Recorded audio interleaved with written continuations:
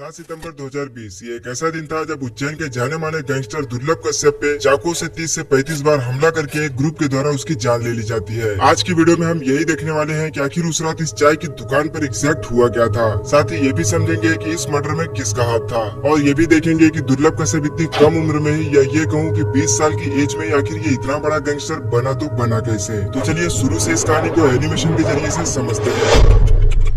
8 नवंबर 2000 वो दिन था जब मध्य प्रदेश के उज्जैन के एक शहर अब्दालपुर में दुर्लभ कश्यप का जन्म होता है, जहां मां का नाम पद्मा था जो उज्जैन में एक स्कूल में टीचर थी और पिता का नाम था मनोज कश्यप जो अपना खुद का ही बिजनेस चलाते थे। बच्चे का नाम दुर्लभ इसके माता पिता ने इसलिए रखा था क्योंकि कई मिन्नतों के बाद उन्हें एक संतान हुई थी और माँ को पूरा भरोसा था कि हमारा बेटा बड़ा होकर बड़ा काम जरूर करेगा। लेकिन किसे पता था कि ये बड़ा काम क्राइम की दुनिया की तरफ होगा। खैर क्लास 8 और 9th में ही दुर्लभ अपने स्कूल में पढ़ने वाले बच्चों के बीच होने वाले झगड़ों को सॉल्व करने के लिए बीच में जाया करता था और लकीली उन्हें सॉल्व भी कर देता था। देखते ही देखते स्कूल के सारे बच्चों के बीच में कश्यप का दबदबा बढ़ने लग गया था और मैं 16 साल की उम्र में ही अपने स्कूल के साथ कश्यप आसपास के इलाकों में भी काफी ज्यादा फेमस हो गया था। चाहे छोटी मोटी लड़ाइयाँ हो या कोई और काम हो, लोग दुर्लभ के ही पास आने लगे थे। लोग उसे प्यार से कोहिनूर बुलाने लगे और इसी सब के चलते दुर्लभ का पढ़ाई में मन ही नहीं लगता था और क्लास 10 तक आते आते दुर्लभ की पढ़ाई पूरी तरीके से छूट जाती है। अभी समय तक दुर्लभ को ये बात समझ आ गया था कि उसे किस काम को करने में ज्यादा खुशी मिलती है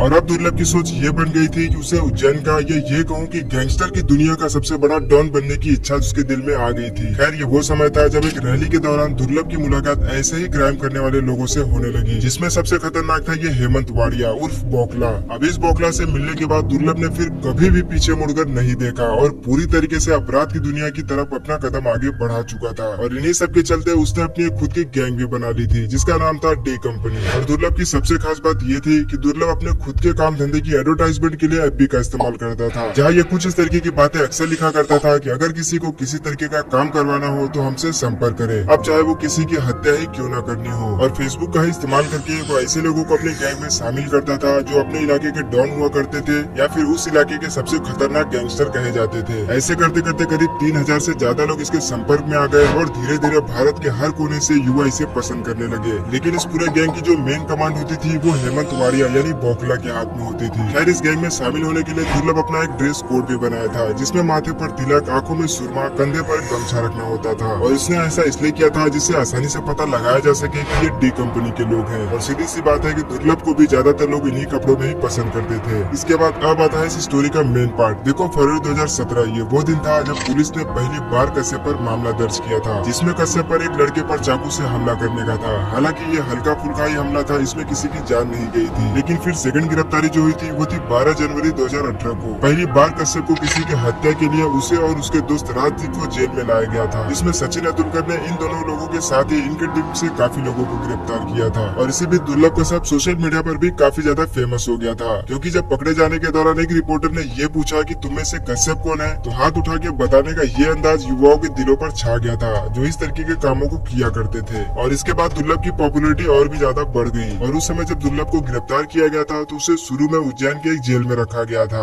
जहाँ सचिन अतुलकर ने कश्यप को ये भी बात कही थी कि कश्यप जब तक तुम जेल में हो तभी तक सुरक्षित हो, क्योंकि इतनी छोटी उम्र में ही तुमने इतने ज्यादा दुश्मन पाल लिए हैं कि बाहर निकलते ही कोई भी तुम्हें मार देगा। और हुआ भी कुछ ऐसा ही। खैर टॉपिक पर वापस आते हैं। नाबालिग होने की वजह से कश्यप ने हाई कोर्ट में अपील की तो हाई कोर्ट ने उसे बाल सुधार केंद्र में भेजने का फैसला कर दिया। कुछ महीने वहाँ अकेले बिताने के बाद वो काफी ज्यादा सुधर गया था और जेल से बाहर आने के बाद वो खुद का बिजनेस भी शुरू करना चाहता था। लेकिन इसी बीच आ गया था 2020, जहाँ पूरे देश में लॉकडाउन की स्थिति हो गई थी। तो उस समय दुर्लभ ने भी बिजनेस का प्लान कैंसिल करके इंदौर से मजबूरन दुर्लभ को उज्जैन अपनी माँ के पास आना पड़ा। यहाँ आपको एक बात ये पता होनी चाहिए कि दुर्लभ के माता पिता के आपस में न बनने की वजह से ही ये अलग अलग रहते थे, जिसमें कश्यप कभी अपने माँ के पास रहता था, कभी अपने पिता के पास, क्योंकि वो दोनों से ही बहुत ही ज्यादा प्यार करता था। खैर आखिर वो दिन आ गया जब लॉकडाउन की वजह से दुर्लभ उज्जैन अपने मम्मी के यहाँ पर आ जाता है और कुछ महीने यहाँ रहने के बाद और लॉकडाउन का लंबा समय चलने की वजह से वो इस बात से काफी ज्यादा ऊब जाता है और कॉल करके 6 सितंबर 2020 को अपने दोस्तों को घर पर खाने के लिए इनवाइट कर देता है, क्योंकि 6 सितंबर तक लॉकडाउन की स्थिति भी काफी ज्यादा नॉर्मल हो चुकी थी। इसके बाद दुर्लभ के सभी दोस्त उसके घर आते हैं और फिर रात का खाना खाते हैं और कुछ बातचीत करते हैं। तभी दुर्लभ के दोस्त का मन बाहर जाकर चाय और सिगरेट पीने का करता है। लेकिन दिक्कत ये थी कि इस समय तक रात के 1 बज चुके थे और रात के 1 बजे तक चाय की सभी दुकानें बंद हो जाती है। तभी इनमें से एक दोस्त ये कहता है कि मैं अभी हेलावाड़ी क्षेत्र से ही आ रहा हूँ और मैं हेलावाड़ी में एक चाय की दुकान को जानता हूँ जो रात भर खुली रहती है। तभी करीब रात के 1 बजे सभी अपनी बाइक्स उठाकर हेलावाड़ी की उस दुकान की तरफ निकल जाते हैं, जहाँ सभी पहुंचकर चाय पी रहे होते हैं कि वहाँ पर अपनी कार से कुछ और लोग पहुँच जाते हैं। रुको,